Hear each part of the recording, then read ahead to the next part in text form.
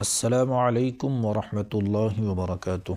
معزز ناظرین کرام، امید ہے کہ آپ حضرات خیر و عافیت سے ہوں گے۔ اس سے پچھلی ویڈیو میں ہم نے پہلے سبق کی تمرین کی تھی۔ آج ہم دوسرا سبق پڑھنے والے ہیں، تو اس کو آپ سمجھ لیجئے۔ پہلے آپ بات کو غور سے سنیں، پھر اس کے بعد انشاءاللہ پڑھتے ہیں۔ پیچھے ہم نے پڑھا تھا کہ لفظ کی دو قسمیں ہیں، موضوع محمل۔ پھر موضوع کی دو قسمیں تھی، مفرد اور مرکب، اور مفرد کا دوسرا نام تھا کلمہ، اور کلمے کی تین قسمیں تھی، اسم، فعل، حرف۔ اب یہاں سے اسم کی ہی دو قسمیں اور ہیں۔ اسم کی معرفہ اور نکیرہ ہونے کے اعتبار سے، وہ اس میں آ جائے گی بات، معرفہ کس کو کہتے ہیں، نکیرہ کس کو کہتے ہیں۔ بس یہ سمجھ لیجئے کہ اسم کی بھی دو قسمیں ہیں، معرفہ اور نکیرہ ہونے کے اعتبار سے۔ معرفہ کس کو کہتے ہیں؟ معرفہ کہتے ہیں اس اسم کو جو کسی معین، متعین، ایک مخصوص چیز پر دلالت کرے، ایک خاص چیز پر جو دلالت کرے، جس سے خاص چیز معلوم ہو، اس کو معرفہ کہتے ہیں۔ اور نکیرہ وہ اسم ہے جو کسی غیر معین چیز پر، جو مخصوص نہ ہو، ایسی چیز پر دلالت کرے۔ تو معرفہ کی تو مثال ہے، جیسے زیدن ہے، زیدن، تو زید یہ ایک شخص کا نام ہے اور وہ ہمیں معلوم ہے۔ اسی طرح عمر، بکر وغیرہ، تو یہ ایک مخصوص ہے، مخصوص چیز ہے، تو اس لیے اس کو معرفہ کہیں گے۔ اور نکیرہ جیسے رجلن، رجلن کے معنی ہے کوئی شخص، ایک آدمی۔ اب یہ ایک آدمی تو کوئی بھی ہو سکتا ہے نا، ہم نے کہا رجلن، ایک مرد، اب کوئی بھی مرد مراد لے سکتے ہیں، یعنی کوئی متعین نہیں ہے، کوئی خاص نہیں ہے، تو اس کو نکیرہ کہیں گے۔ تو اسم معرفہ بھی ہوتا ہے اور نکیرہ بھی ہوتا ہے۔ دوسری بات یہ ہے کہ جب نکیرہ واحد ہوتا ہے تو اس کا ترجمہ کرتے وقت کوئی یا ایک کا لفظ لگاتے ہیں۔ جیسے مثال کے طور پر کتابن، تو یہ نکیرہ ہے، کتابن، تو اس کے ساتھ ہم لگائیں گے ایک کتاب یا کوئی کتاب۔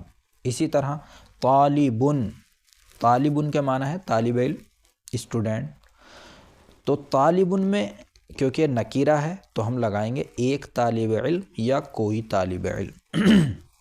اور اگر نکیرہ جمع ہو، جمع یعنی آپ اس کو سمجھ لیجئے کہ جیسے کتابن ہے تو یہ تو واحد ہے، یعنی سنگل ہے، سنگولر ہے، اور اگر اس کو ہم کہیں کتبن تو یہ جمع بن گئی، پلورل بن گیا، یہ انگلش میں کہتے ہیں جمع۔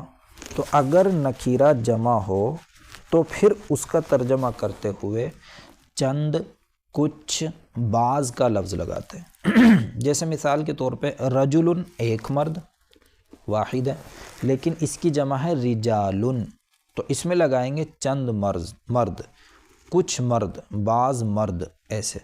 طالبن یہ واحد ہے تو اس کا ترجمہ کریں گے ایک طالب علم، لیکن جب اس کی جمع بنا لیں گے طلابن تو یہ جمع بن گئی، تو اب اس میں کچھ لگا لیں گے، کچھ طلبہ، بعض طلبہ، یہ ہو گیا۔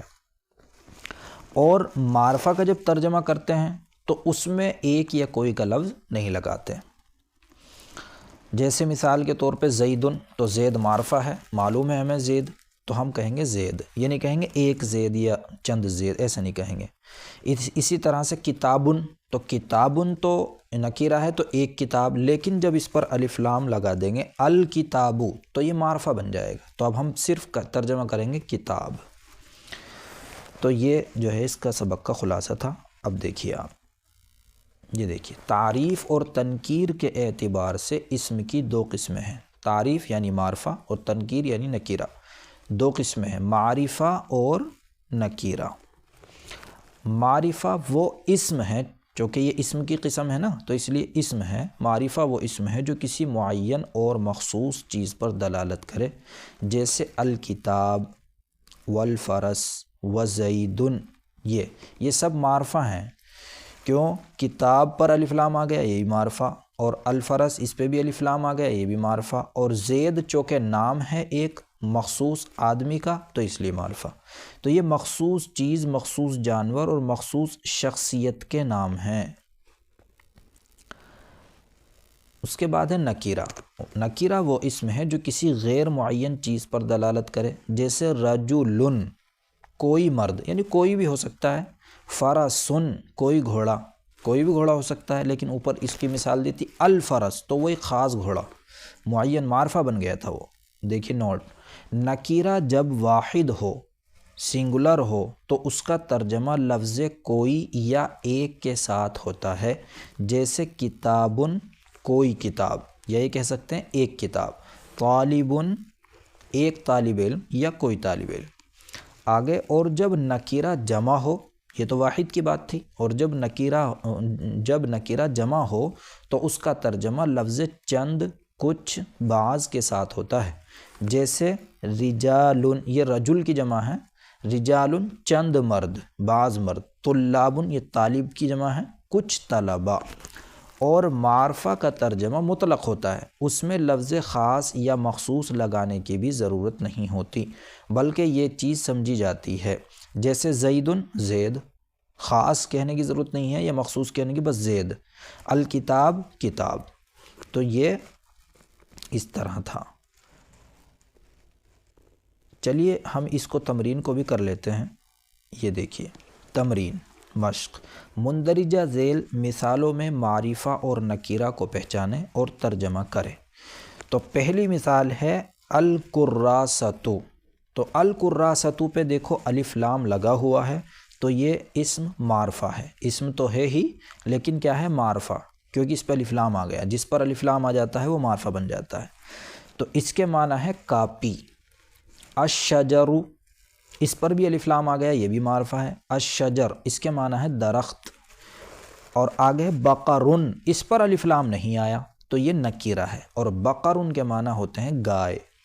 آگے ہے فصلن، فصلن اس پر بھی الف لام نہیں تو یہ بھی نکیرہ ہے، تو اس کے معنی ہوتے ہیں درسگاہ، کلاس۔ تو ہم ایک لگا سکتے ہیں، فصلن ایک کلاس، ایک درسگاہ۔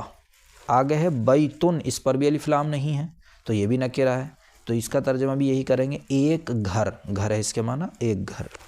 الورق، الورق اس پر الف لام آ گیا تو یہ معرفہ ہے۔ الورق، ورق کے معنی کاغذ کے بھی آتے ہیں اور پتے کے بھی آتے ہیں، تو پتا یا کاغذ ایک نہیں لگائیں گے اس میں۔ زیدن، اس پر الف لام نہیں ہے لیکن یہ پھر بھی معرفہ ہے، کیوں؟ کیونکہ نام جو ہوتے ہیں ان پر الف لام نہیں لگتا، وہ ویسے ہی معرفہ ہوتے ہیں، تو اس کا ترجمہ ہوگا زید بس۔ آگے ہے درجاتن، یہ درجتن کی جمع ہے درجات، یعنی چند درجے، چند درجے، بعض درجے، کیونکہ یہ نکیرہ ہے اور نکیرہ کی جمع ہے۔ آگے ہے ماؤن، یہ ماؤن پانی، تو یہ چونکہ جمع اور واحد نہیں ہوتا، اس کا ماؤن پانی کا جمع اور واحد نہیں ہوتا، تو اس لیے اس کے لیے لگا لیں گے ہم نکیرہ کے کچھ پانی، ایسے کہہ لیں گے۔ آگے رجلن، رجلن یہ بھی نکیرہ ہے کیونکہ الف لام نہیں ہے اس پہ، تو یہ ایک مرد، ایک شخص، ایک آدمی۔ عالمن یہ بھی نکیرہ ہے، ایک عالم۔ التلمیذ اس پر الف لام آ گیا تو یہ معرفہ ہے، تو اس کے معنی ہے شاگرد، تلمیذ کے معنی۔ السبورۃ، السبورۃ اس کے معنی ہے بلیک بورڈ، تختہ سیاہ، کیونکہ اس پر الف لام آ گیا معرفہ ہے۔ آگے ہے العصفور، العصفور اس پہ بھی الف لام آ گیا، یہ بھی معرفہ ہے، اس کے معنی ہے چڑیا۔ آگے ہے مسجدن، مسجد تو ہم جانتے ہی ہیں لیکن نکیرہ ہے، اس پہ الف لام نہیں ہے تو کہیں گے ایک مسجد یا کوئی مسجد۔ آگے ہے المکتب، مکتب کے معنی دفتر کے بھی آتے ہیں اور میز کے بھی آتے ہیں، اس پر الف لام معرفہ ہے تو ہم اس پہ ایک نہیں لگائیں گے، تو ہم دفتر یا میز کہہ لیں گے۔ تو یہ آج کا ہمارا سبق تھا، امید ہے کہ آپ کی سمجھ میں اچھی طرح آیا ہوگا۔ تو آپ ویڈیو کو شیئر بھی کریں، دوسرے لوگوں کو مطلع کریں کہ ایک اچھے طریقے سے، آسان طریقے سے اور بغیر کہیں جائے ہوئے گھر بیٹھ کر ہم پڑھ سکتے ہیں کہ ایسا موقع ہمیں ملا ہے۔ تو آپ حضرات لگن کے ساتھ اور اہمیت دیتے ہوئے اس کو پڑھیں، انشاءاللہ فائدہ ہوگا۔ کچھ دنوں میں جب یہ کتاب عادی ہو جائے گی تو ہم پھر قرآن کریم کو کھول کر اس میں ترجمہ کرنا سکھائیں گے انہی اصول اور قواعد کی روشنی میں۔ تو آپ تیار رہیں اور روز ویڈیو کو دیکھتے رہیں، اچھی طرح سبق کو یاد کرتے رہیں۔ السلام علیکم ورحمۃ اللہ وبرکاتہ۔